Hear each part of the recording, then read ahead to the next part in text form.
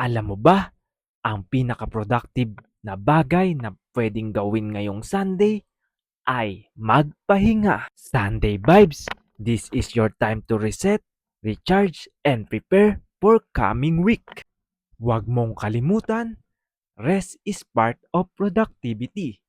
Kapag inalagaan mo ang sarili mo ngayon, siguradong ready ka para bukas. Fill your heart with gratitude, fill your mind with clarity, at fill your spirit with positivity. Tomorrow is another chance to win. Pero today, enjoy the calm. Kung ready ka to reset and prepare for success, comment mo lang, ready for Monday. Pa-like na rin, pa-share, and pa-follow.